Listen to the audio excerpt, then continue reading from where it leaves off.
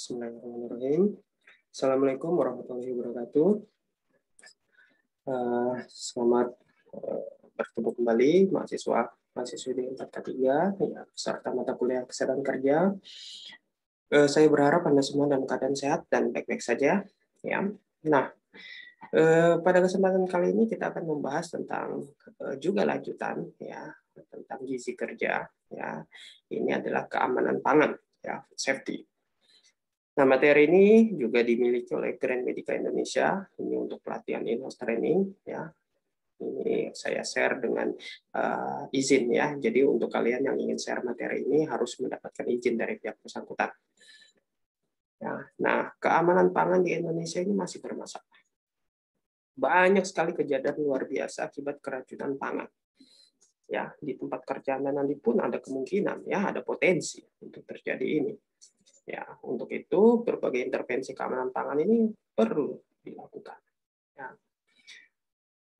Sehingga nanti juga untuk materi ini nanti akan kalian lebih dalami pada semester berikutnya ya, itu dengan Ibu Falah gitu ya. Nanti akan lebih perdalam lagi untuk masalah ini ya, karena ini masalah ini memang cukup besar juga di tempat kerja.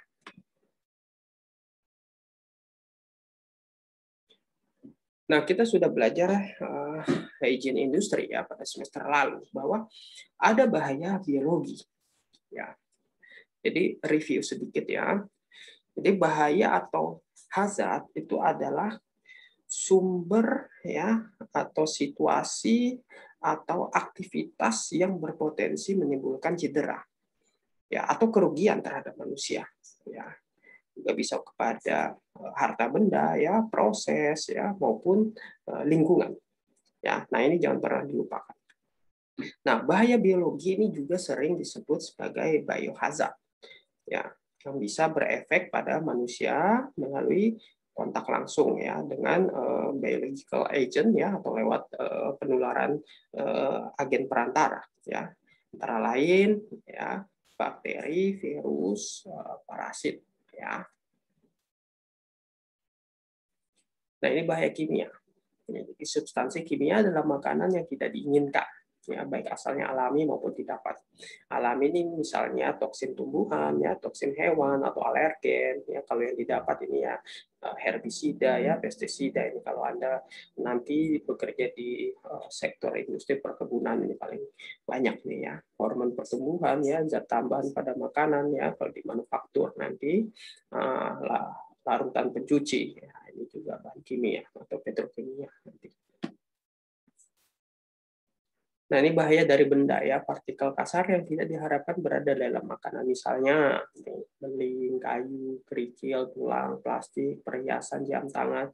Ya, nah ini kan banyak nih kita sering dengar berita gitu ya, ada makanan isinya ternyata ada benda-benda yang tidak boleh ya ada di sana seperti itu. Nah, ini juga yang kita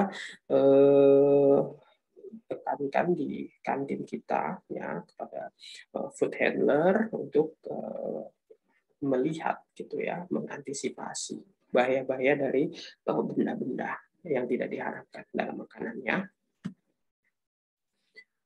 Ini bahaya bakteri pada makanan ya. Jadi ada organisme perusak, dia mengubah rasa, aroma, penampilan, bentuk ya, juga warna makanan. Tapi dia tidak selalu menimbulkan keracunan makanan. Ya, tapi dampaknya dia menurunkan mutu makanan ya. Misalnya Mycobacterium ya. Nah, kalau organisme patogen ini dia menimbulkan keracunan makanan atau penyakit ya. Tapi dia tidak selalu merubah penampilan makanan. Ya, jadi bentuk, rasa dan aromanya itu bisa tetap normal. Ya, tapi dia bisa menimbulkan keracunan. Itu misalnya apa? Salmonella ya, Legionella itu. Itu pertumbuhan bakteri pada makanan. Ya, bakteri berkembang biak dengan pembelahan. Tiap bakteri dapat membelah menjadi 2 bagian. Waktu yang diperlukan untuk berkembang 2 kali lipat ya. Generation time adalah 20-30 menit. Dalam kondisi yang sangat optimal bisa 15 menit. Bila kondisi tidak memungkinkan untuk tumbuh, beberapa jenis bakteri ini bisa membentuk spora ya. Inkubasi dia. Kemudian spora tidak bertumbuh, tapi kalau kondisi lingkungannya sudah normal, ia kembali ke bentuk asal dan berkembang biak. Ya, jadi harus benar-benar masak untuk pemanasan makanan itu. Ya, kalau enggak ya spora bisa tumbuh lagi dia. Nah, ada jargon atau istilah vetom. Ya. Jadi bakteri memerlukan 6 kondisi untuk tumbuh pada makanan. Ya, jadi food, ya ini makanan, ya harus ada tempatnya dulu, medianya, ya kemudian keasaman, kemudian waktu, ya kemudian ada temperatur, oksigen, dan kelembapan. Baiklah, untuk makanan, jadi sumber makanan yang sesuai adalah hal terpenting bagi pertumbuhan. Karena bakteri ini dia suka yang makanan tinggi protein. Ya, misalnya dia di daging itu banyak ya, ikan, ya produk olahan dari susu, ya atau tinggi karbohidrat, misalnya nasi, gula, ya, kentang, ubi, roti, kue, gitu ya. Kemudian pH level ya, atau keasaman. Jadi bakteri dia mampu tumbuh pada pH 4,6 sampai 7. Ya, misalnya daging mentah, air tawar ya. Nah, kebanyakan menyukai pH agak rendah atau netral mendekati air tawar. Nah, kemudian sebagian besar bakteri patogen ini dia tidak menyukai kondisi yang terlalu asam, ya, dia mati. Kemudian temperatur atau suhu, ya. Jadi bakteri ini dia menyukai lingkungan yang hangat, ya, tidak dingin juga tidak panas, ya, karena dia bisa dinaturasi. Nah, sebagian besar bakteri penyebab penyakit hidup pada suhu 41 sampai 140 derajat Fahrenheit, ya, atau 5 sampai 60 derajat Celcius, ya, ini temperatur danger zone. Nah, melampaui batas ini sebagian besar akan mati oleh panas, ya. Nah, ya ini efek-efeknya tadi ya. Nah, kalau danger zone ini cukup rentangnya cukup tinggi juga ya, panjang gitu ya. Nah, ini bisa Anda lihat ya, kalau sudah 100 derajat atau mendidih mati dia, zona merah ya di situ ya. Tapi kalau dia yang zona biru ya, beku, freeze ya. Kemudian waktu. Ya, jadi dia tidak lebih dari 4 jam pada ya danger zone tadi ya. Ya, umumnya pertumbuhan bakteri ini dia butuh waktu lebih dari 4 jam untuk berpotensi menimbulkan penyakit. Makin sedikit kesempatan yang tersedia untuk pertumbuhan bakteri ini, makin aman ya makanan tersebut. Kemudian oksigen. Ya. Nah, ada yang namanya bakteri aerobik. Jadi dia bakteri yang mutlak membutuhkan oksigen untuk hidup. Dia harus ada oksigen. Ya, tapi ada juga bakteri anaerobik. Ya, jadi dia tidak perlu adanya oksigen, gitu ya. Kemudian ada yang bakteri fakultatif aerobik atau anaerobik. Ya, jadi dia bisa beradaptasi dengan keadaan aerobik atau anaerobik. Kemudian juga ada bakteri mikroaerofilik. Ini kelembapan. Jadi bakteri butuh kadar air yang cukup untuk penyerapan makanannya. Ya, dikenal sebagai water activity. Ya, ini pada 85. Ya, kelembapannya. Kemudian kondisi ini terdapat pada misalnya air, darah, telur, susu, juga minyak. Ya, jadi berhati-hati dengan bahan-bahan makanan ini. Ya, biasanya ini yang jadi sumber yang meracuni keseluruhan makanan biasanya dari sini. Ya, kalau misalnya nanti kalian melakukan investigasi keracunan makanan. Kemudian ini kurva dari pertumbuhan bakteri.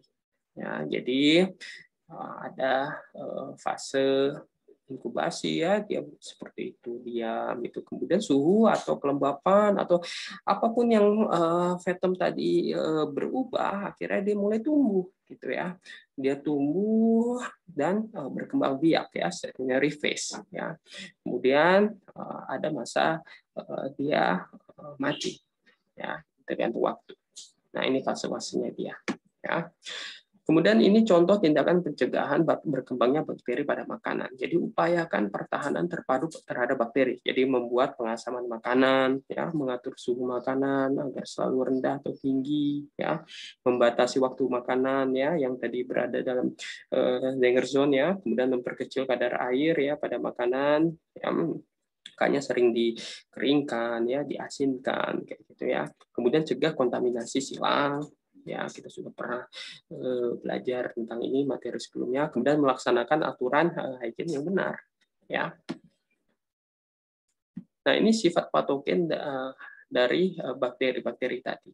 Ya, ini infeksi salmonella, ya apa yang bisa menginfeksi ya salmonella, listeriosis, campylobacter, ya vibrio, ya sinosis. Ini biasanya kalau kita lakukan pemeriksaan makanan, ini bisa dicek kayak dia salmonellanya berapa gitu ya, listeriosisnya berapa gitu. Kemudian ada yang bersifat intoxikasi, ya ini beracun. Jadi bisa Staphylococcus, Bacillus aereus, ya, Clostridium botulinum, gitu ya. Bisa ini untuk keracunan.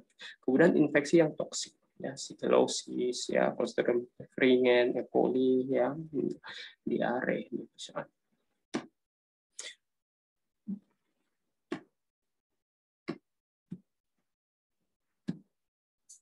Nah, ini virus ya. Jadi bakteri dan virus dia makhluk hidup yang sangat mudah berkembang biak.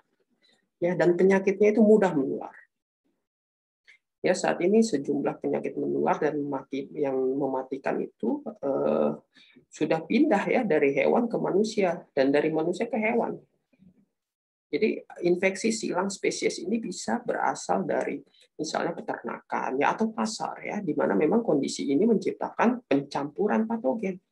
Ya, ini juga seperti kasus wabah COVID-19 kan yang dimulai di pasar hewan. Nah, jadi untuk bahaya virus pada makanan ya ini ya mengandalkan makhluk hidup untuk kelangsungan hidupnya tidak tergantung pada PHF ya potential hazard food. Kemudian tidak berkembang biak pada makanan. Sebagian ada yang kebal ya terhadap pembukaan atau pemanasan misalnya di hepatitis A, Norvax, rotavirus ya. Makanya ini yang perlu ditekankan ya harus dicek untuk food handler ya untuk pemeriksaan kesehatan ya kan. Nah, ini bahaya parasit pada makanan. Ya, jadi kalau parasit memang bentuknya udah besar ya, kalau bakteri, virus kan kecil, mikroskopik ya. Tapi kalau udah parasit ya bisa terlihat oleh mata. Ya, jadi dia bergantung hidup pada makhluk tumpangan, tumbuh alami pada jenis hewan tertentu, mati dengan pemanasan atau pembekuan ya, mampu bertahan dalam air. Ya. Nih contoh parasit ya, trichinosis, anasakiasis, ya, Giardiasis, Sporus, Toxoplasmosis ya, intestinal cryptosporidiosis ya, ini Giardiasis cacing ya. Ini memang contoh parasit gitu ya. Makanya food handler kemarin pemeriksaan kesehatannya ada cek cacing ya kan, yang tes feses rutin itu. Nah, kemudian bahaya jamur pada makanannya ada jamur ragi dan kapang menyukai makanan manis yang bersifat asam ya, secara alami ditemukan di makanan, udara, tanah, tumbuhan dan hewan ya. Dia membuat makanan jadi rusak, basi, tapi umumnya tidak menimbulkan penyakit kalau termakan. Ya, tapi sudah tidak enak gitu ya. Ya rusak tuh basi. Gitu ya. Jadi untuk penyakit akibat kerja karena infeksi itu relatif memang tidak umum gitu ya. Jadi pekerja yang potensial mengalaminya itu kalau kita bisa analisis itu pekerja rumah sakit ya kan, juru masak ya, penjaga binatang, dokter hewan gitu ya dan lain-lain. Ya karena masuknya mikroorganisme ke dalam tubuh itu tidak selalu mengakibatkan infeksi. Ya, jadi dipengaruhi oleh banyak faktor ya, seperti misalnya virulensinya ya, route of infection-nya ya, sama daya tahan tubuh. Kalau daya tahan tubuhnya memang bagus ya tidak juga akan terinfeksi ya. Nah, mungkin itu saja yang bisa saya berikan saat ini ya. Terima kasih atas perhatian Anda menyelesaikan kuliah sampai akhir. Jumpa lagi kita di pertemuan berikutnya ya. Tetap semangat ya, menjaga kesehatan. Jangan lupa untuk mulai biasakan untuk edukasi lingkungan sekitar ya, agar orang terdekat Anda itu mengetahui bahaya serta mungkin apa yang bisa dilakukan di masa pandemi ini. Ya, wassalamualaikum